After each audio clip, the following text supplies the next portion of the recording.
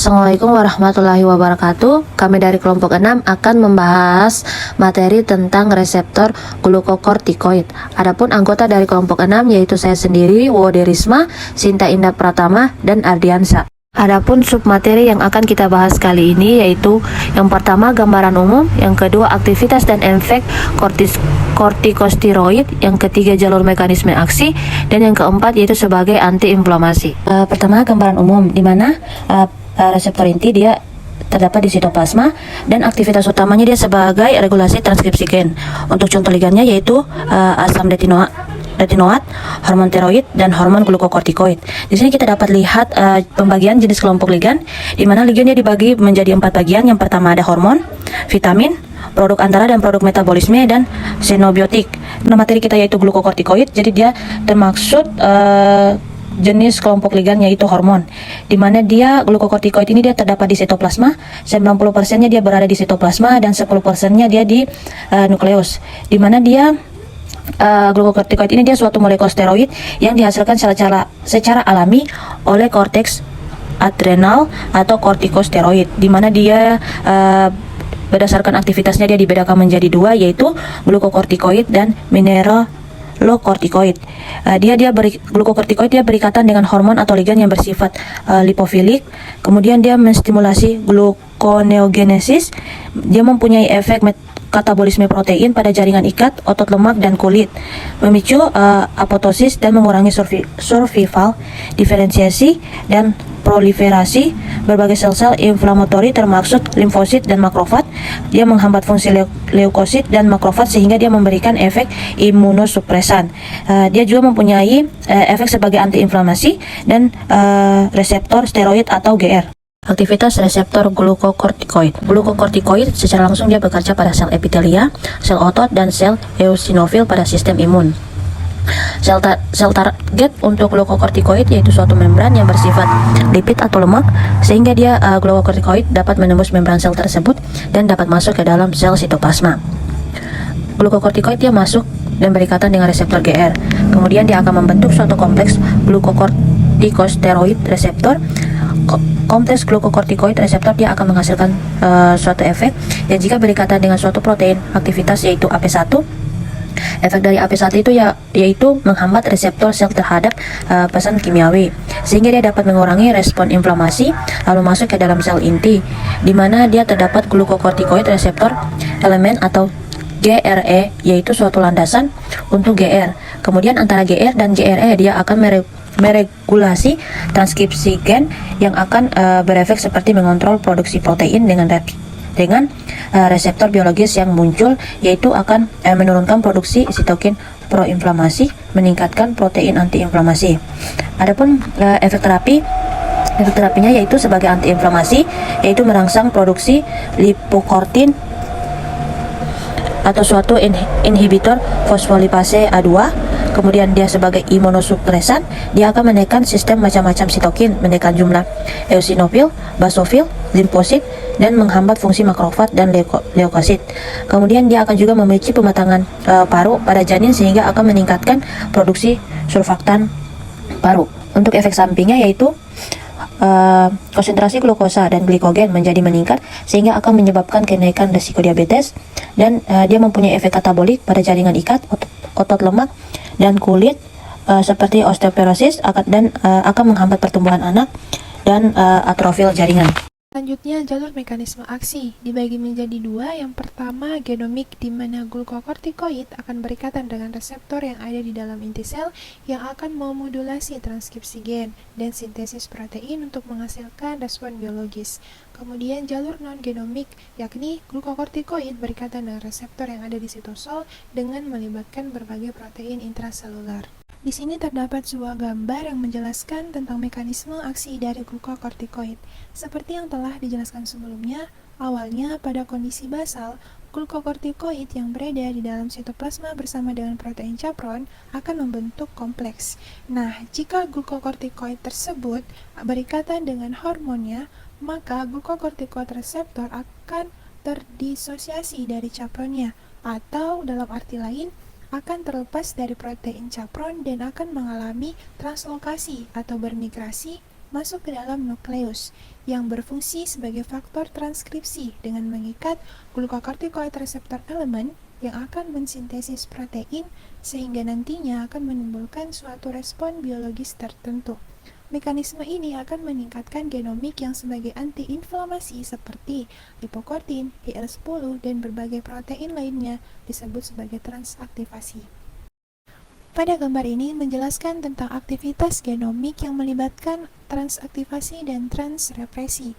Transaktivasi sama dengan mekanisme aksi glukokortikoid melalui jalur non-genomik yang dapat berfungsi sebagai faktor transkripsi gen, sedangkan transrepresi di saat hormon steroid berikatan dengan GR kemudian masuk ke nukleus dan berikatan dengan glukokortikoid reseptor elemen negatif sebagai aktivasi transrepresi, yaitu menghambat fungsi transaktivasi sebagai faktor transrepresi. Berikut mekanisme aksi obat kortikosteroid sebagai antiinflamasi. Fosfatidilkolin dengan adanya fosfolipase A2 akan membentuk asam arakidonat. Di sisi lain, fosfatidilinositol bisfosfat PIP2 dengan bantuan fosfolipase C akan membentuk diasilgliserol, yang nantinya dengan bantuan diasilgliserol lipase akan diubah menjadi asam arakidonat. Asam arakidonat memiliki dua jalur. Ada jalur siklooksigenase yang nantinya akan membentuk prostaglandin dan trombeksan, kemudian jalur lipooksigenase yang nantinya akan membentuk leukotrienes. Salah satu obat yang bekerja pada sistem ini adalah obat-obat golongan kortikosteroid. Dengan adanya obat ini, maka akan meningkatkan sintesis lipokortin 1, yang pada awalnya lipokortin 1 ini dibutuhkan sebagai inhibitor dari fosfolipase A2 yang bekerja untuk mengkatalisis atau mempercepat pembentukan asam arakidonat yang merupakan mediator inflamasi. Nah, pada saat produksi sintesis lipokortin 1 meningkat oleh konsumsi obat-obat kortikosteroid, maka pembentukan asam arakidonat akan terhambat, sehingga berbanding lurus dengan pembentukan dari mediator inflamasi yang ikut menjadi terhambat, baik dari jalur siklooksigenase maupun lipooksigenase. Kemudian, selain steroid alami, telah banyak disintesis glukokortikosteroid sintetik yang termasuk golongan obat yang penting karena secara luas digunakan, terutama untuk pengobatan penyakit-penyakit inflamasi. Contohnya, dexamethasone, prednisolon, metilprednisolon, triamcinolone, betamethasone, dan lain-lain. Mereka berbeda dalam hal potensi efek mineral kortikoid dan glukokortikoidnya serta lama aksinya. Obat golongan glukokortikoid disebut juga obat golongan kortikosteroid. Hingga saat ini masih menjadi obat utama dalam mengatasi penyakit-penyakit inflamasi dan gangguan sistem imunitas. Peristiwa inflamasi yang merupakan respon tubuh terhadap cedera, infeksi, atau adanya benda asing dalam tubuh melibatkan peranan sebagai berbagai mediator dan sitokin. Karena itu, salah satu cara mengatasi penyakit inflamasi adalah menekan produksi mediator atau sitokin yang menyekat kerja mediator, seperti yang disebutkan di atas. Obat golongan kortikosteroid merupakan antiinflamasi yang potensi karena dapat menghambat transkripsi gen berbagai sitokin dan mediator proinflamasi dan sebaliknya, meningkatkan transkripsi gen senyawa antiinflamasi. Kemudian, yang transkripsi gen yang ditingkatkan itu ada anesin 1, sekretory leukosit inhibitor protein, reseptor antagonis IL-1, LIR2, IKB alpha, dan IL-10. Kemudian transkripsi gen yang diturunkan itu ada sitokin, yaitu ada IL-1 sampai IL-8 dan GM, CSCF. Kemudian ada kemokin, IL-8, rantes MIV1A, MCV1, MCV3, MCV4, dan aetozin. Kemudian ada adesi molekuler, itu ada ICAM1, VCAM1, dan E-selectin. Kemudian enzim anti-inflamasi itu ada inducible nitrate oksidensitase siklooksigenase. Kemudian ada peptida yaitu endothelin 1. Derivat kortisol sintesis untuk meningkatkan efek glukokortikoid dan menurunkan efek mineral kortikoid. Banyak disintesis senyawa-senyawa derivat kortisol. Saat ini dibagi dalam dua kelompok, yaitu delta kortikoid. Contohnya itu ada prednisolon, metilprednisolon, budesonida, desonida, dan prednikarbat. dengan efek glukokortikoid 5 kali lebih kuat dari kortisol dan efek mineral kortikoid lebih ringan dengan lama kerja 2 kali lebih panjang. Kemudian ada fluorkortikoida, itu ada betametason, dexamethasone, triamnisolon dan sebagainya. Daya anti radang 10 kali lebih kuat daripada kortisol, sedangkan daya mineral kortikoidnya praktis hilang. Plasma T1/2-nya lebih panjang 3-5 jam karena perombakan dalam hati dipersulit oleh adanya atom fluor sehingga efeknya bertahan 3-5 kali lebih lama. Penggunaan sistemisnya tidak menguntungkan dibandingkan prednisolon karena efek sampingnya juga relatif lebih besar. Maka saat ini digunakan untuk sistemik jika dalam penggunaan diperlukan prednisolon yang terlampau tinggi.